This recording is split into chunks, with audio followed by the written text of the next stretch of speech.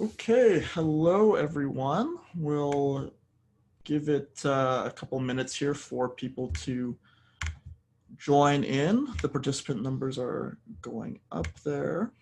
How's everybody's morning so far? A lot of familiar names in the attendees list. It's good to see you all this morning. For those of you who have joined, do you want to just type in the chat and let me know that you can hear us correctly? Can you hear me all right? Mm-hmm.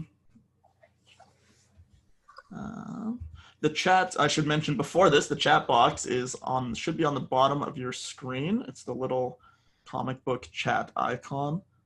All clear, sounds great. Okay, Hi, Lana. awesome. Hey, Sally, Diana, it's good to see you. All clear. Okay, perfect. Thank you. We'll give it another minute here, and then I'll do our little introduction and disclaimer, and then let Larry and Wendy take it away.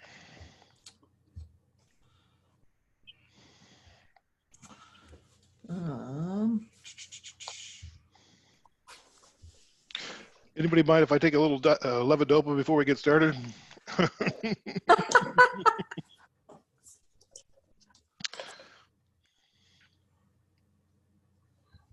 Okay, so I'll get started with our introduction. So hi everyone, welcome to the Larry Gifford and Wendy Edey webinar. My name is Declan. I work out of the Edmonton office for the Parkinson Association of Alberta. I'm sure many of you attendees in the chat will know me from groups or one-on-ones. I work in client services, and I will be the moderator for this webinar. If you have any questions during the webinar, please submit them in the little chat bubble below on your screen. Click it, and the chat will appear on the right-hand side. You can send your questions to the whole group or just panelists. Oh, with preferably just to myself. So if you get a choice there, click on the to button and then send to EDM reception. So that's preferable if you'd like to submit questions, if you have that option. And then, so just a disclaimer, this webinar will be recorded and all information provided in the videos by Parkinson Association and the featured speaker and speakers is furnished strictly for educational and entertainment purposes only. This service is not intended to be diagnostic, prescriptive, or replace relationship, advice, and/or care of your physicians. General questions about Parkinson's, symptoms, treatments, available medications, complementary and alternative healthcare therapies, and current research may be fielded. So great. So right now, I'd like to introduce Larry Gifford. So Larry Gifford is the host of the popular podcast When Life Gives You Parkinson's, an honest, funny, and engaging podcast chronicling his personal journey with Parkinson's disease. Larry was diagnosed with young onset Parkinson's at 45 years old with a wife and a young son at the peak of his career. He has spent nearly 30 years in the radio business, both on and off air.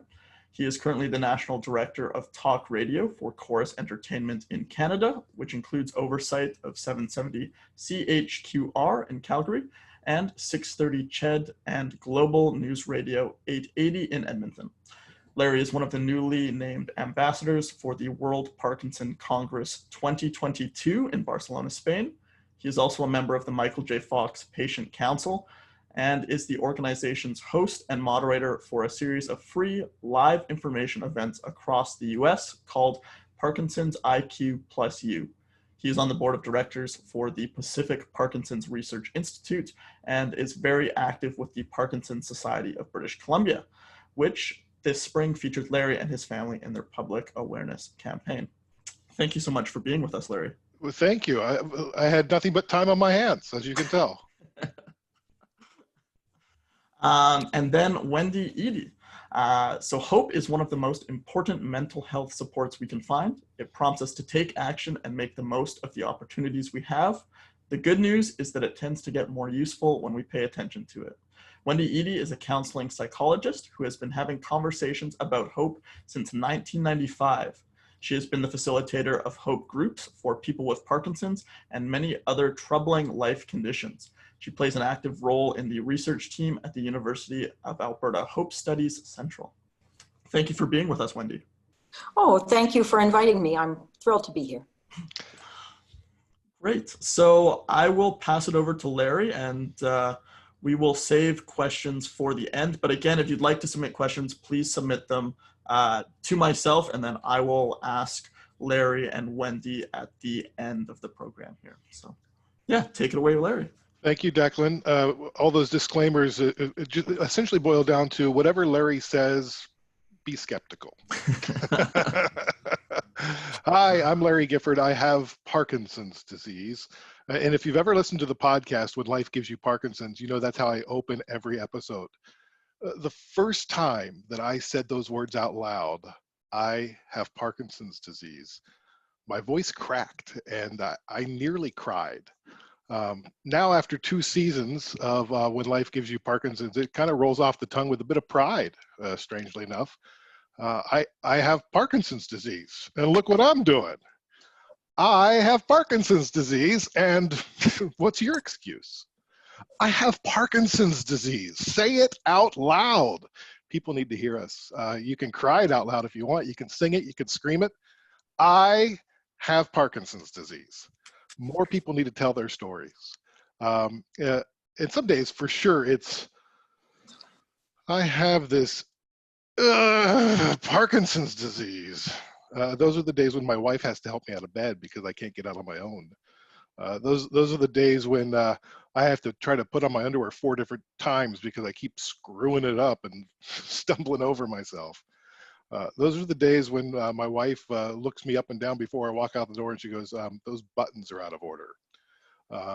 Or your shoes are mismatched. Or, oh, by the way, honey, your shirt is inside out.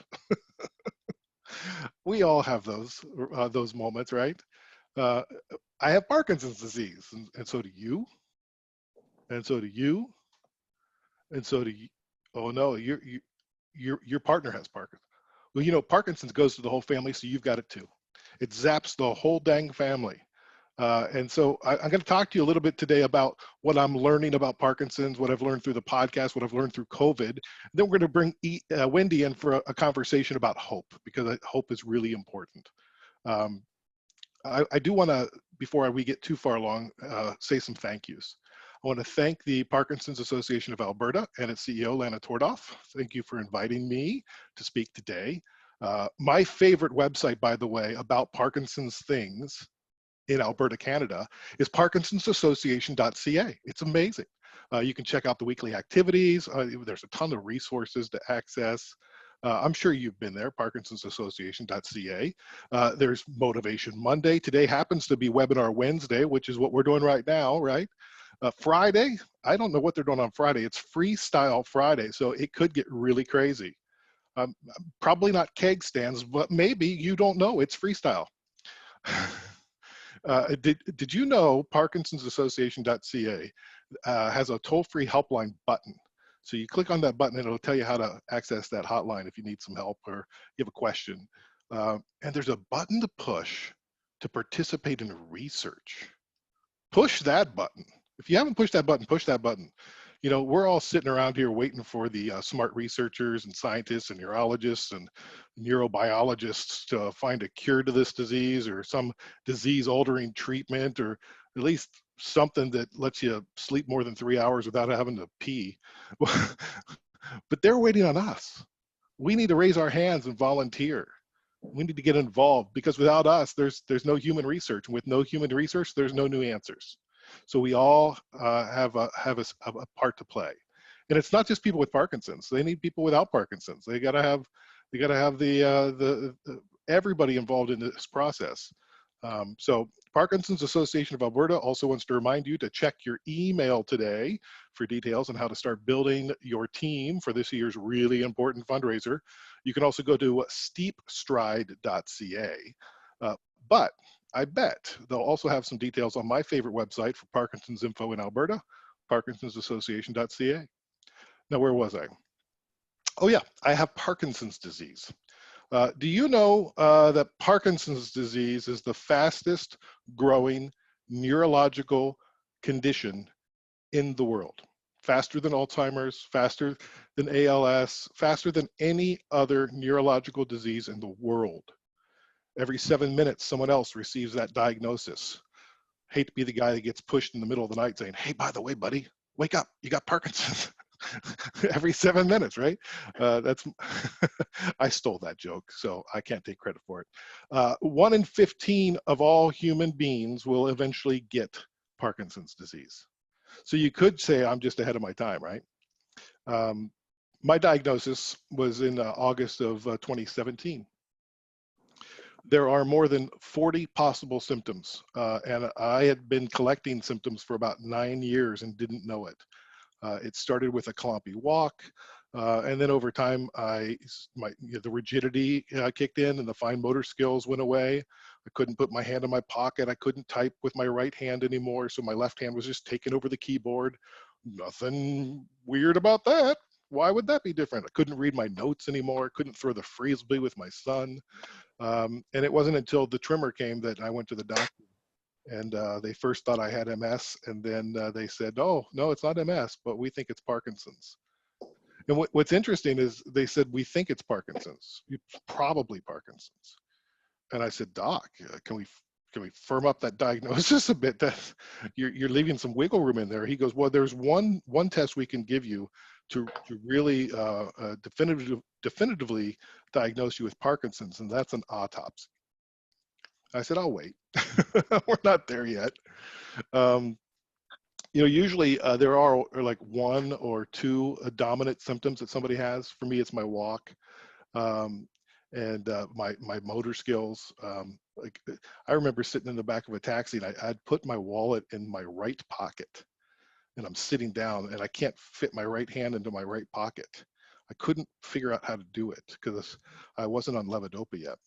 And I had to lay down in the back of the cab and try to snake out the wallet. And the cab driver was looking at me like I was high or drunk or something. And I just said, I have trouble getting my right hand in my pocket, so I just have to do it this way. It was embarrassing. And Parkinson's provides a lot of embarrassing moments. And you just have to laugh at them when you can, because otherwise you'll cry, I think.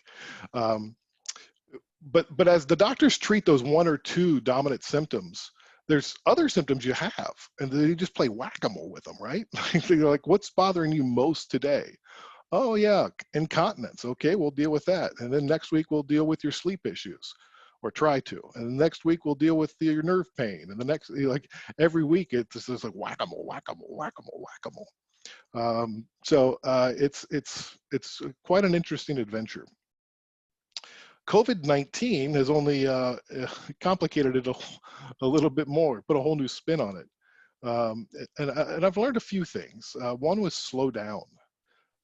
As you could tell from the introduction, I do quite a few things, and I still do quite a few things. I'm not slowing down my advocacy, but I do work full-time as the National Director of Talk Radio for Chorus Entertainment, as they said, and it's a big job, and I usually travel a lot around Canada. Also travel to speaking engagements across the US and Canada several times a month, or I used to before COVID. And COVID grounded me. It forced me to stay at home. I do work 1 week a month from the office, but when I'm home, I don't get dyskinetic. I don't get exhausted. I eat better. I exercise more. And I realized the stress of knowing that, oh, it's time to go to work, and then walking to the bus stop and trying to get there before the bus gets there, and then missing the bus, and then the anxiety that does, so I have to wait longer. And then I go downtown and there's a bustle of people, and I've got to cross busy streets, and I usually have my walking poles with me. And then I go into my office up to the 21st floor of the TD Tower in downtown Vancouver, and then there's a room full of the floor full of people that are all working on tight deadlines. It's a news operation, so it's they're constantly in this stress mode, and I'm surrounded by that. And then people are lined up outside my door because they want answers for things. And there's a lot of pressure on that. And I find that with that stress and anxiety, my symptoms increase. And I actually, every day when I'm at the office and it's a full office, I started taking a nap every day at 2 o'clock because I was just exhausted. Now I know why. Because working at home, there's nobody lined up outside my door except for my wife and my kid. I do take a lot of phone calls and a lot of Zoom calls, but I have a lot of downtime where it's just me, and I can be, and I can rest, and I can read, and I can do some activities that I didn't make priority before, like exercise. And for those of you who listen to the podcast, you know, it's the only thing neurologists can prescribe to help keep the symptoms from progressing, but B, it's been my nemesis since my childhood. Exercise and I haven't really gotten along very well over the years. But as my pal Tim Haig says in Winnipeg, Larry, it's medicine. If you're going to take your Levodopa, you got to move your body. Like, it's one and the same. Like, why wouldn't you do it? It's going to only help you. And he's right. And so I have made it more of a priority. I'm still not great at it, but I'm walking around more and I'm moving more. Last night, I was working, finishing my notes for this webinar, and my son knocks on the door and goes, Dad, it was like, oh, I don't know, it was 8 o'clock at night, and it's still bright out and still nice out, and people are still out and about. He goes, Dad, I know you're going to say no because you're busy, but do you want to go to the park with me? And there's a park right across the street from us. And I said, yep. And he goes, I knew it. I said, yes. And he goes, what? I said, yes, I'll go. And so I made that a priority in the moment to just say, I'm going to stop here. Everything will be fine. We went out, we threw the Frisbee. I was horrible. It was awful. It was flying that way and it was flying that way. I tried to use my left hand because my right's not so good. My left wasn't so good either last night, but we laughed a lot and we had fun. And he's like, Dad, you're horrible. I'm like, I know, I'm terrible. And it was great. And we were out there for 20 minutes. Then we came in, and every night we go to his playroom and we play Lego and cars and have a good time before we go to bed. And being able to do that is just, it's great to be able to just stop down and go do something else. Parkinson's can be a gift. I mean, it's actually a very crappy gift. I mean, I would never wrap it up and give it to somebody. But despite it constantly increasing medication and dyskinesia and canceling, family outings and nerve pain and the exhaustion, I'm living life more than ever. I'm going places I've never gone before. I'm doing things that I've always wanted to do but never made priority. I've discovered a new level of love and appreciation for my family and friends. When I finally accepted that Parkinson's is part of my life experience, it opened my eyes to the unconditional love and support that surrounds me every day.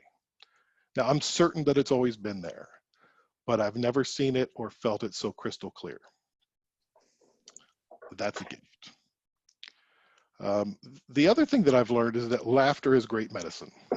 Whether it's telling jokes, acknowledging an awkward Parkinson's moment, recognizing the ridiculousness of the disease and not knowing what to do after breaking yet another glass, a good laugh helps. I like to snort and chortle a little bit too.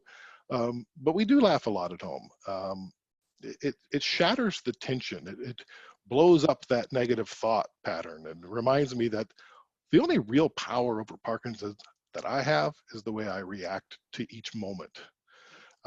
So we choose to react to it with laughter and sometimes tears and sometimes anger and sometimes all three at the same time. Because I enjoy laughter so much, and so much more than, I have Parkinson's, and that self-pity state, I started taking classes of improvisational comedy.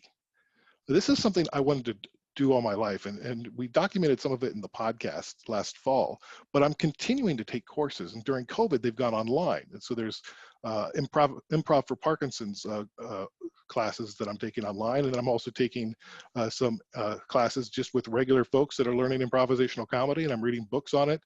And it's something that I've always wanted to do. It challenges my brain. It forces me to be in the moment. It makes me speak louder. It increases my reaction time. It makes me work on my facial expression, so my communication is clearer, and using hand gestures. Because oftentimes as we go through Parkinson's, we get more solid. It's hard to read somebody's emotions. It's hard to, we keep our hands close to us, and we get more and more closed in. And what this does is it really opens you up to really communicating better and living a better life. And there's been some research out of Northwestern University with the improv troupe Second City that, it doesn't necessarily improve your diagnosis, but it certainly makes for a better life. People are happier when they're working in comedy. And so figure out what that is for you. For me, doing improv comedy and practicing that and working with friends on improv games is a lot more fun than circuit training or boxing. Those things are great, and I do those too, but I like to laugh. Community is really important, and this is a great community that we have here. We have, if you don't know everybody on the call, maybe you can make some new friends today. When my wife and I started planning for our trip to the World Parkinson Congress in Kyoto, little did we know that 4,900-mile journey to Japan would connect us with great friends around the world, but also introduce us to a community that could support us in British Columbia. We traveled halfway around the world and met a half dozen people from our not our neighborhood, but from our city, from our nearby. So we've created before COVID, we were doing like rotating supper club at different restaurants that different people organized. And it was just a group of real positive people that got together to talk about Parkinson's with their partners. And it was fun. And we didn't always talk about Parkinson's, but it's nice to have that group, and we're still in connection with them. I feel a great bond to those people, to my community of friends online. We DM and FaceTime and Skype and Zoom. We talk about when things are good, and then we rely on each other when we're having a down day. And people reach out all the time and go, "Hey, do you have a minute?" And I'm like, "For sure." And it's important to support others when you're feeling well, and then they can reciprocate. And then hope. To have hope is to open yourself up to the possibility that we live in a world that even though we expect things to go badly, they actually can turn out better than what we expect. And my friend Wendy Edey taught me that. Hope is a personal feeling. It's also unifying and contagious. If you have hope, it's hard for others not to feel it too. And Thich Nhat Hanh says, hope is important because it can make the present moment less difficult to bear. If we believe that tomorrow will be better, we can bear a hardship today. Wendy Edey, welcome to the show, as it were. Thank you for being here. Thank you. And have you left me anything to say? Well, I'm sure I have.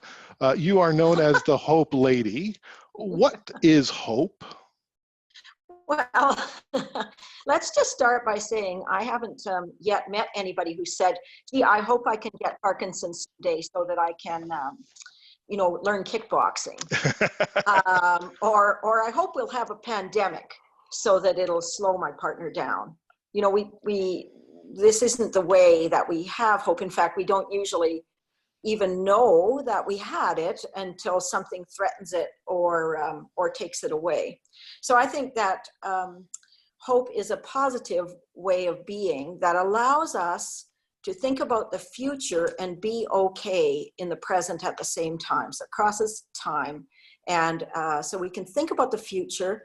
When we think about it, we can still be okay in the present. And that means if we have a Parkinson diagnosis, we're going to go on a kind of journey with hope in some ways. At first, we're going to do exactly what Larry did and ignore a whole bunch of symptoms because we're going to hope that nothing is wrong, which is perfectly reasonable because most of us have symptoms of something every day and nothing really is wrong. Later on, if there's a diagnosis of Parkinson, then we're going to hope for a cure.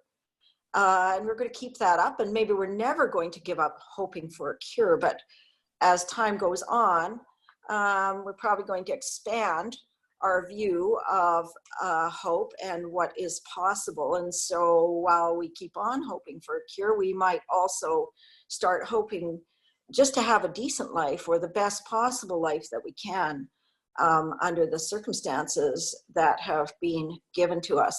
I think the difference between hope and other positive kind of emotions is that hope does reference the present and the future at the same time. And that's one of the things that at times when something is taking hope away is very difficult to manage. Well, and one of the symptoms of Parkinson's is this apathy. And so, how do you find hope in the middle of an apathetic moment? Well, so apathy is one of the symptoms of Parkinson's, but I think the more detrimental thing to hope, if the big hope sucker, as we would call it, something that sucks out your hope. So the big hope sucker with regard to Parkinson, and maybe pandemic too, is fear. So when we hear the word Parkinson's, we imagine all the worst possible everythings that we ever heard of or ever knew about Parkinson's, and we imagine that those things are all going to happen to us. And one of the things that I think it contributes to this apathy, besides whatever chemicals are going on to the brain, is that we can't experience so much fear all at one time without kind of shutting down. Like, you just can't feel terror all the time. Your body is going to do something else, and it's going to kind of shut things down and give you this sort of I don't really care attitude. It doesn't matter what I do, nothing will work out anyway, ho hum. And so I think there are a few things about this apathy. One thing is that it may be caused by a kind of clinical depression that could be treated with some help from a professional, possibly with some medication. And if it's the case that thing could be treated, then really that ought to be acted upon. But of course, apathy always makes you not care, not think that anything can work. So Right. as soon as you get into that, you're in a bad spot. And that's probably where the partner in Parkinson's comes in handy. And you've been a partner to somebody who's had gone through Parkinson's and more. Talk about the important role that care partners play. Yeah, since you raised it, I had been working in hope studies for a long time. So before I came to face with this, and I had many conversations with people who had illnesses that I didn't have, and certainly don't hope to have in the future.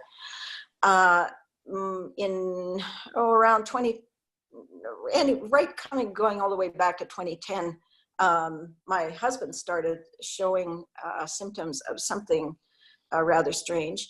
And it turned out that it was multiple system atrophy, MSA, which is, it's a neighbor, a cousin, the wicked stepmother maybe of Parkinson, in that it has the same symptoms, the same kind of brain origin, just everything happens a lot faster and a lot more inevitably. If you have MSA, you're going down a much faster journey than you're going along with Parkinson, with far fewer possibilities for good things to happen. And I think that when we, my husband David and I, and our children too, first began to suspect that the combination of things that were happening to him were multiple system atrophy, my natural inclination, because I'd been in hope studies for so long, was to think, now what is it here? what is the first thing as a partner that I need to remember about hope? And the first thing as a partner that I needed to remember about hope is that that the people who we are the partners to, they need our reassurance about several things, even if we don't feel 100% confident about them. So they need our reassurance that that we will be there, that we'll be together. Hope is very affiliative, so it loves to have friends and partners. They need our reassurance that that two of us can probably figure it out better than one, or five of us can probably figure it out better than one, and so we'll be there through bad times and good. And as Larry pointed out a little while ago, they need us to help them laugh too at the things that happen, because laughter always works better in with more than one person, and you make a lot of mistakes, I think, with humor too. You can't quite figure out at the beginning what will be funny, but if you get in a habit of laughing about certain things, and if you learn that glasses, for example, you know, like drinking tumblers, are a lot cheaper at Goodwill, for example. You can just go there and get them, and it doesn't really matter if you keep on breaking them. Plastic's fine too, but it's not nearly as dramatic, you know. No, not nearly. It's that shattering of glass and that great movement around of people just collecting up all these little shards for maybe a week or 10 days as they keep emerging from under the cupboards. You know, that's the real humor of breaking glasses. You don't even have to throw dishes anymore. They'll just go direct to the floor. That's great. So now for you, so you're helping to find hope for your partner who has MSA, but then at your how do you help yourself? What do you do for you? Because that's an important aspect as well. Yeah, and so if we go back to the enemies of hope and long patterns of research on talking to so many people about hope all around the world, not only me, but lots of other researchers have come to understand that one of the enemies of hope, of course, is fear, and certainly partners experience this same level of fear, but then another thing right on top of that as well, as you know, this fear that I'm not going to be able to cope. I'm not going to be able to help. I think I told Larry one time, and he put it on his podcast, so I know he heard it, was that near the very beginning, David asked me very clearly, what do you think about this? What do you feel about this? And I said, well, you know, I'm devastated. I'm brokenhearted. But then, you know, this is something we're going to do together, and I will be there. And even as I said it, I could feel this sort of niggling doubt, and I'm thinking, oh, I hope to God that's true. And it was true too. David passed away early in 2019, and I was there through the whole process. So one of the things that takes hope, of course, is this fear that maybe we won't be able to meet the expectations that we have for ourselves. Another one is fatigue is a tremendous sucker of hope. You just get tired of things day after day, the same old things. David and I even moved together into a long-term care environment where spouses can live together, which we have in Edmonton, and that's a lovely thing. But it's very tedious as a healthy person living in long-term care. And so these things just kind of go on and on. So, you know, you're asking about self-care. For me personally, having a community of people who really cared about us, I mean, in the most genuine sense, they came and brought fabulous dinners with wine and everything when we were in long-term care. And I know that these people were doing that kind of for David, but even more so for me, because they knew how important it was to me the reason I was living there is the hope that we could have as normal a life as we could possibly have, given the circumstances that we had. And that was my personal hope. One of the ways that you can concentrate on hope is to think, I hope, and then make sure that you're really hoping for something, like feeling a positive feeling. I hope I don't get Parkinson's is not a positive feeling. That is, I'm scared to death that I'll get Parkinson's, right? Right. But if you say, I hope, and you mean I hope, which means you feel it somewhere inside. My personal hope that I wrote down, and I have many pages at which that is written at the top, was really, I hope to create as normal a life as possible that we can have at the different stages of going through this. I hope to be a patient. I hope to be a partner who can show caring. And that hope was a great help to me, as well as the other things that have always sustained me. I played in our bridge club for as long as I could. I did. I worked as much as I could during the time. All these things got reduced down to almost nothing as time went on, and we needed to put more and more things in place. But I just kept doing the things that were good for me. And over time, more and more people from friends and family kept stepping in to help me do more and more of the things that were good for me too. Thank you for sharing that. That's great. Let's move. The advice that you gave yourself back then is probably very apropos to the time that we're going through now, which is COVID-19. How has the coronavirus impacted your perspective of hope and its usefulness? Oh, well, I realize that we're in for the long haul on the pandemic journey, and I think this is the most important thing to compare to other times of hope. If you have a disease like Parkinson, over time you do really realize you're in for the long haul. So at the beginning, of course, what did we hope for? We hoped the pandemic wasn't happening, and then we hoped there'd be a cure right away, and everyone had these same hopes. Our politicians right along with us, and maybe even our well-informed health professionals, like, okay, might as well hope for good stuff. Over time, though, we are realizing that we're in it for the long term, and we better figure out ways to sustain us over the long term. I myself, I started taking, like you said, Larry, a lot of things have appeared online that we didn't have before. So my writing club can't meet anymore, but I started taking courses from the Pandemic University Pop-Up School of Writing, which I would never have thought of. So here I am now taking courses from all these cool journalists and learning all sorts of things.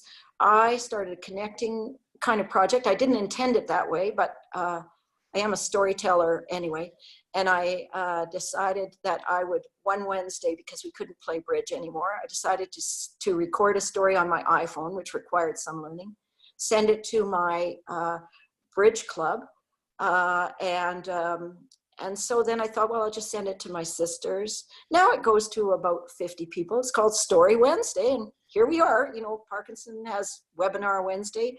My friends and other people have Story Wednesday. And if they don't have a story on Wednesday, they write to me and say, it's Thursday. Are you okay? What has happened to Story Wednesday?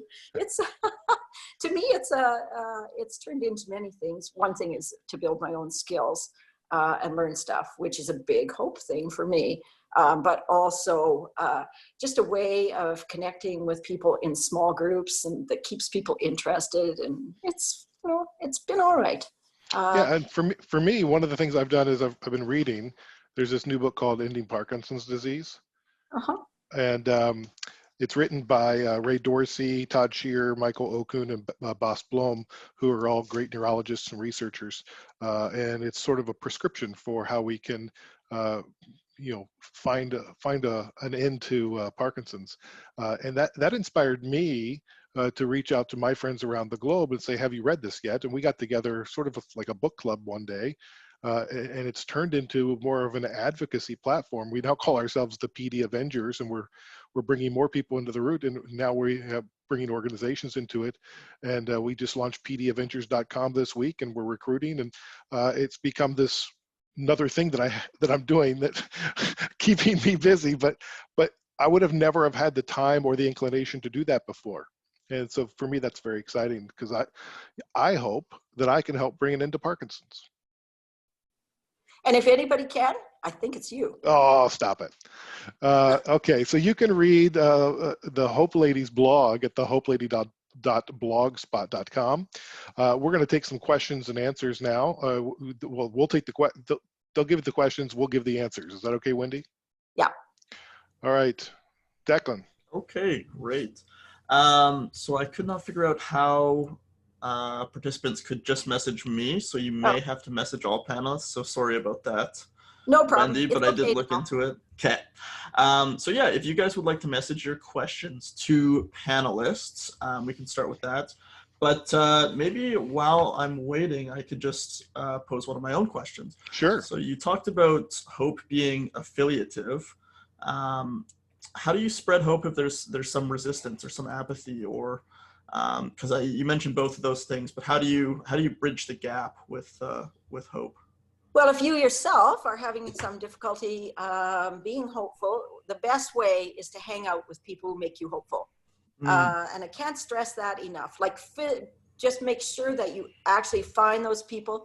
It's not necessarily your Susie Sunshine, kind of your Larry Laughing kind of people, but people who say and do the kinds of things that give you hope. People with whom you feel better after you've been with them than before. And we, in Hope Studies, we did a series of hope and strengths groups with people who have Parkinson. And I can't emphasize how much people talked about the kind of people who just suck the hope out of them, sometimes their family, even and friends. And we just can't keep paying attention to those people. We have to pay attention to some other people, the people who make us hopeful. The other thing, Wendy, I think you told me one time is, remember a time when you had hope, and try to reconnect to that moment in the past. Yes. And it can fill you with the hope that you need now. Yeah, it can. And if you're not the kind of person that easily remembers this sort of stuff, because depression can just block all of that out for you. If you're not the kind of person that remembers that, go and hang out with some people who do remember that, who can talk to you about that and kind of bring that back into your focus. All this stuff is there in our life, but it goes out of focus. It's kind of a matter of what we pay attention to. Hope and hopelessness can both be right in front of us at the very same time. And depending which one that we pay more attention to, that one will grow and the other one will shrink. Great, thank you. And then, yes, still waiting on questions from the do we have a chat here? Great, so a question here. To begin, I thank Larry and Wendy for sharing their time with the Parkinson Association of Alberta. Happy to. Please comment on the importance of not being defined by the disease. Great question. Yeah, well, I mean, I am not Parkinson's. It's part of who I am, but it certainly does not define me. I'm a dad, I'm a husband, I'm a brother, I'm a son, I'm an executive of a media company, I'm a friend.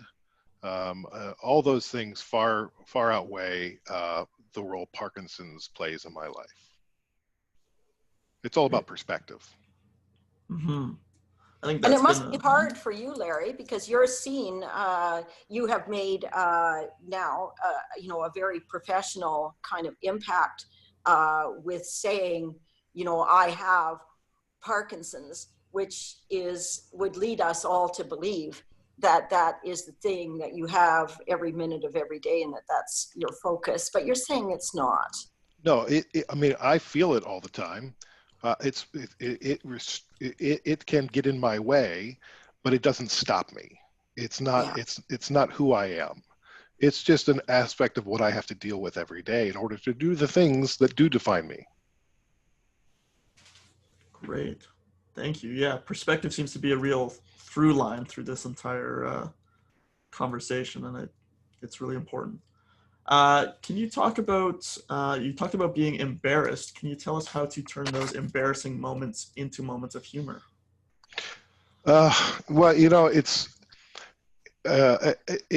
hard for sure, because in the moment of embarrassment, that's all you feel. It's almost about status, and this is sort of a lesson from improv comedy.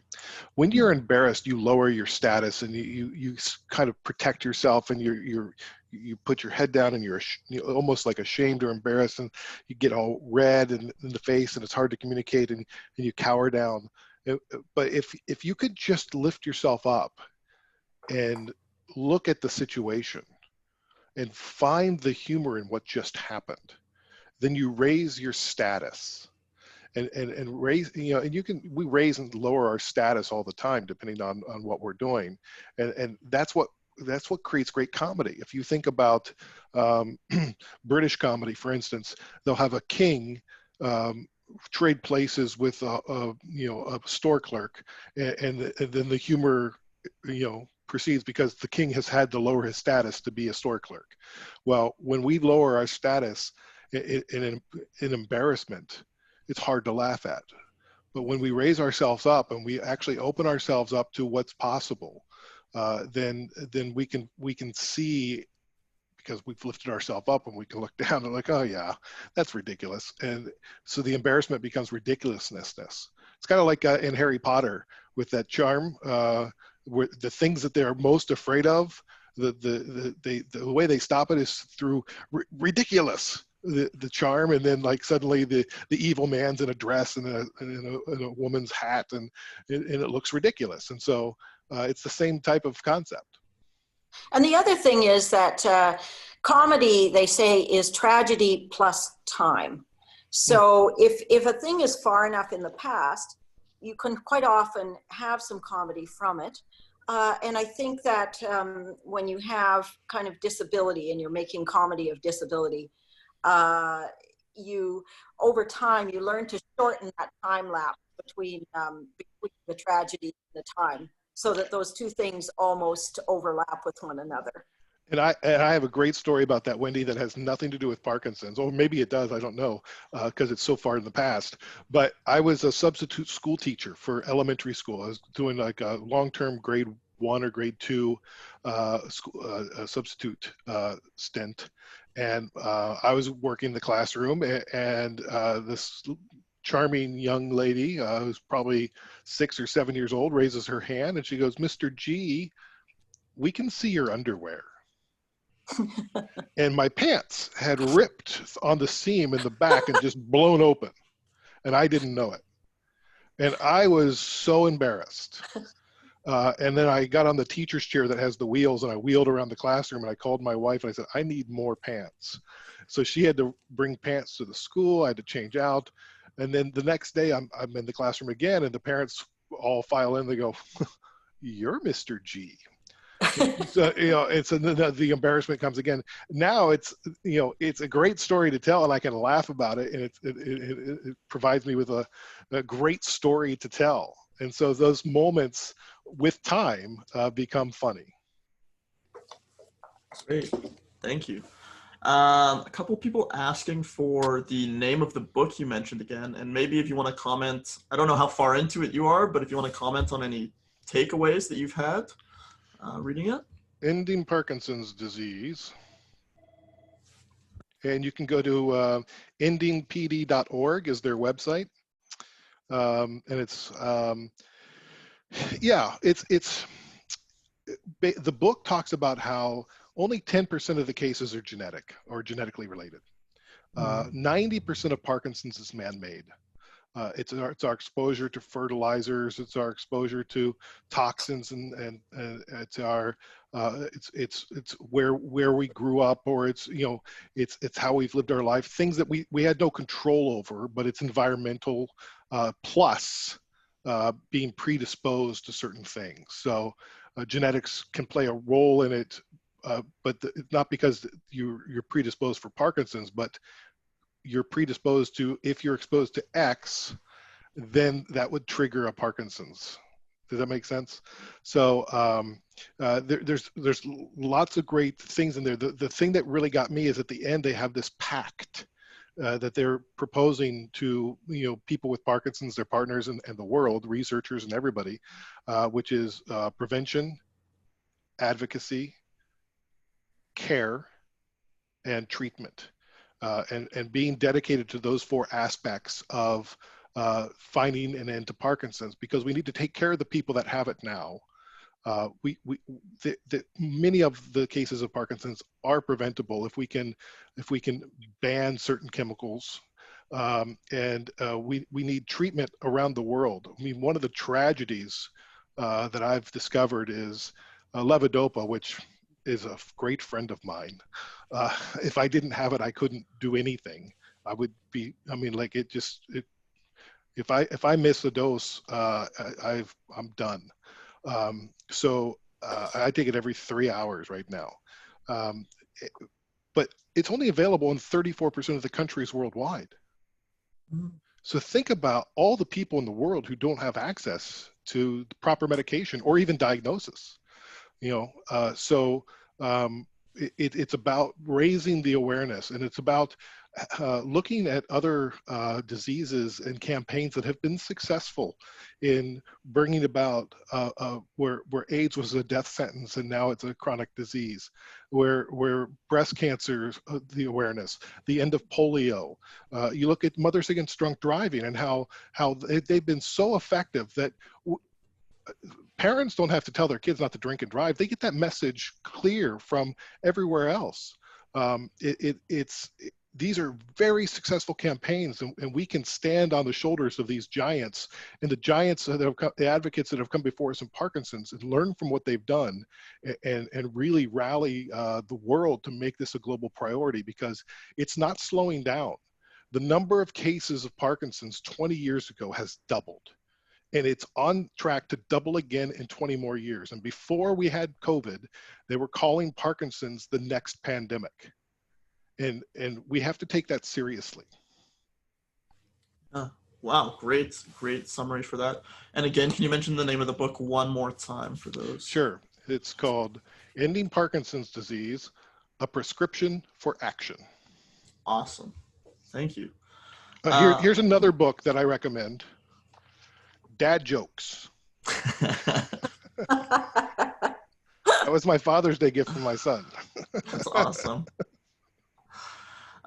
We are coming up here on about 5 minutes to 11, so maybe we'll do lightning round. Sure, we can do very quick. So I have one message of thanks. Thank you so much for sharing. I'm a Thank you for being here. And my father has had PD for 20 years. It's encouraging to see how research and the openness of sharing with others with PD has progressed. So thank you. And then, so this one is asking about long-term exposure to stress. I don't know if the book talks about it, but maybe you can talk about your experience with stress and Parkinson's a little bit more. I know you mentioned it in the beginning. Yeah, well, stress for me, I've noticed there's a lot of very successful type A personalities that are being diagnosed with Parkinson's, and so it plays a role because stress causes inflammation, and inflammation is one of the key triggers for Parkinson's they're finding, and so it's inflammation. It can start in the gut, it can go to the brain, and it also enhances the symptoms. So you'll find when you're in a stressful situation, at least I do, my hands will start to tremor more, my leg will start to move more, or I'll start to get dyskinetic. The more stressful situation, the harder it is to talk or swallow. Like all those things just magnify in intensity. So stress certainly plays a huge factor, not only in getting Parkinson's, but for its evolution and for the symptom enhancement. Yeah, thank you. Wendy, do you want to comment on stress and hope? Have you done anything I on hope. that? Well, of course, stress is detrimental to all of our positive emotions, right? So stress is always going to be it's again one of our hope suckers, and one of the best hopes that we can have is to hope to be able to remember to use the methods that we have to manage stress, because there are all sorts of ways to manage stress, deep breathing, exercise, and we're often taught these things, but we, in stress, kind of gets in the way and we forget to use them. So I think in the context of hope, it's one of the things that we can hope to do, to remember when we are stressed, which is the hardest time, to do the things that help manage. Yeah, great. Thank you. I'm not sure if Wendy's cut out there or if that. Okay, you're back. It looks like. What is? Oh, okay, great. What is your favorite method for dealing with anxiety? Well, I don't like dealing with anxiety. I'd prefer not to. Anxiety, it just sort of, it's sort of lingering, and then it hops out of the corner when you least expect it. Like for me, oftentimes, if I'm the passenger in a car, I feel like we're going to get hit by a car. If I'm in a crowded area, the anxiety is intense. What I do, especially for crowds, if I know I'm going on public transportation or if I'm going to be around a lot of people, I actually be sure I carry my poles, because what it does is it gives you a bigger circumference. People clear out of the way. You may not need them, but this is your protection against anxiety. At least it is for me. Awesome. Did you want to jump in on the anxiety question, Wendy? I don't really think I have more to add. That the dealing with anxiety is the best, best done. Deep breathing is the first best way. Counting to 10 or 100 or however many ways that you can. In the big picture, things like meditation, listening to music, and also maybe it's my therapist bias, but again, I have to say, get some help for these things. Sometimes these problems that we have are not as intractable as we think they are, and they can actually be reduced. And yeah. Counseling, therapy, it's beautiful. Do it. Yeah. Why wouldn't you? That's great. Thank you. Maybe we'll leave on this one last question. Speaking with as many people as you both have with PD, what have been some of the most eye-opening conversations that you've had, or standout conversations? Wendy, do you want to go first? Do I want to go first? Well, I know that I think that's how I learned first about the effects of PD and the way that it kind of freezes up your body and makes parts of it not move. I learned that not from reading about PD, but actually from talking to people with it. I also learned a lot about the medications from talking to people who had Parkinson, the effects of the medications. And I think I learned a lot about the fears that people experience by talking to them as well. These are the eye-opening conversations I have been by people talking to me honestly about how Parkinson affected their life, and also how difficult it was for them to, when their family, their friends, their employers said things that frightened them a lot and sucked out their hope, made it difficult. So it's always from the people who have it themselves. And occasionally I have heard from doctors who just think that, who find it very difficult to understand why people are a bit self-centered and why they don't just take their medications because I said to take their medication and they aren't. And I think that sometimes that is a lack of really having listened seriously to people about what happens when they do these things, because it's more than just looking at a list of side effects of medication. It's Right. it's a matter of understanding the real, true effects that these things have on people's lives. Yeah, I mean, I've learned so much, especially through the podcast conversations, but even off the air. But like building your own support team and making sure that you know that you're the captain of that. Like, you don't depend on the doctors to bring forth things. You need to have a list. You need to have people there supporting you. You need to connect them. Probably the most eye-opening moment for me was in Kyoto, Japan, at the World Parkinson Congress. We have like 2,500 people that are either have Parkinson's or partners with Parkinson's or working in the Parkinson's field as a researcher or a neurologist. One day we got all the young onset Parkinson's people in one room, and there were 75 people around my age, a little younger, a little older. And I looked around the room, and I'd never seen so many people around my age that had Parkinson's disease. And I realized I wasn't alone. That was the moment where I realized I had a support around the world.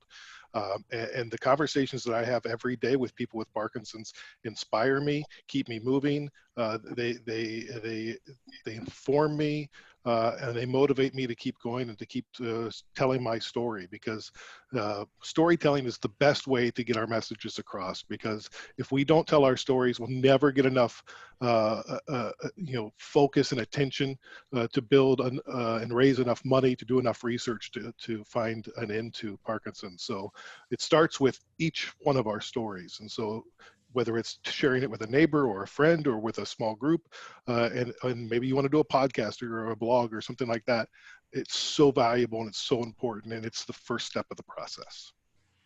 Great. Well, thank you so much. That'll be the last question for today.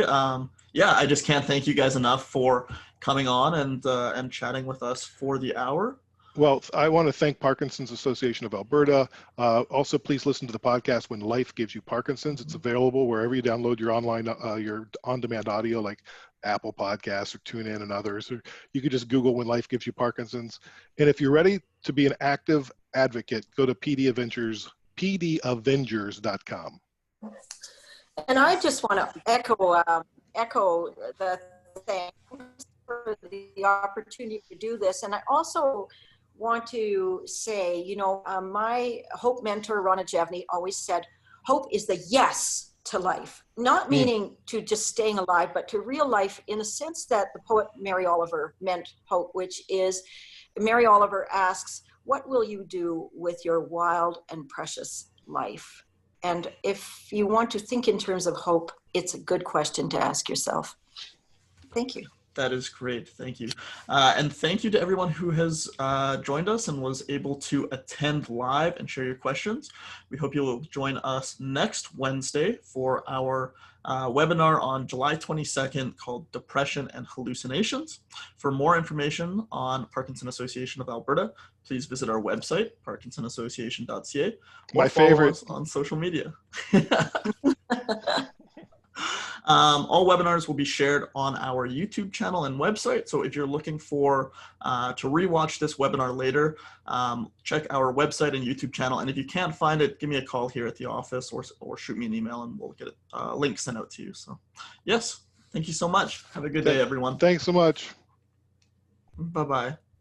Bye-bye.